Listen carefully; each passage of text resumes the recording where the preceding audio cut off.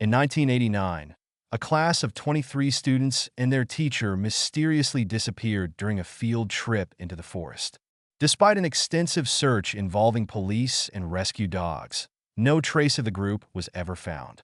Over the years, people began to speculate about supernatural causes, with rumors that the cries of children could be heard in the forest during the full moon. The case went cold, and the children were presumed lost forever. Then, 35 years later, a middle-aged man discovered a woman in critical condition in the forest. She was barely alive, showing signs of severe physical trauma, dehydration, and exhaustion. The woman was rushed to the hospital, where doctors worked quickly to stabilize her. She was identified as Sophie, one of the missing children from 1989. Her presence left the police in disbelief. Detective John Smith was assigned to the case, and upon meeting Sophie, learned of the unimaginable truth. Sophie explained that she had escaped from an underground chamber where she and the others had been trapped for decades. She had run through the forest to find help, hoping someone would believe her story. Sophie's desperate plea for assistance prompted the police to take action. Sophie's account of the events of 1989 was shocking. She recalled how, during a school trip, the ground beneath them shifted, and they fell into an underground cavern. The children and their teacher were trapped, with no way out. Over time, they survived on glowing mushrooms and underground streams. Hope began to fade as the years passed, but Sophie never gave up searching for a way out. One day, Sophie discovered a narrow tunnel in the cave that led to a crack in the cave wall.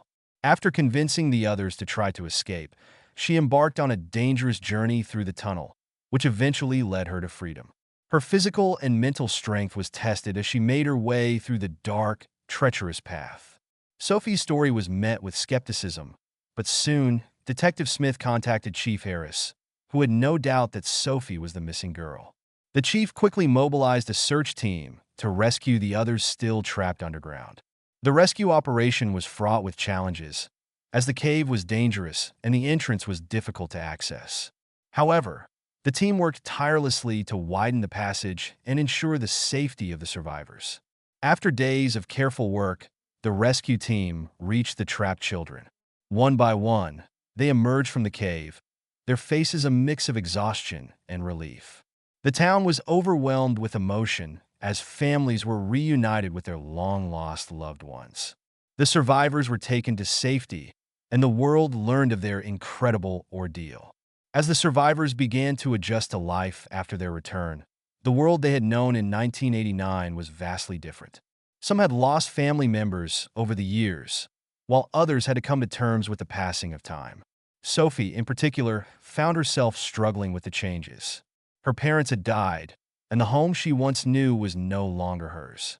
The media flooded the city to cover the incredible story, and researchers began to investigate the strange conditions that had kept the children hidden for so long.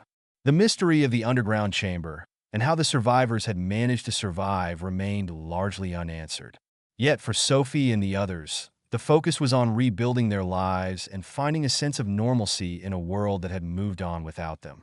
In the end, Sophie's journey of survival became a symbol of hope and resilience. Her story reminded everyone that even in the most impossible situations, determination and hope can lead to the unimaginable. The survivors' return to the surface was not just a physical rescue, but a testament to the human spirit's ability to endure against all odds.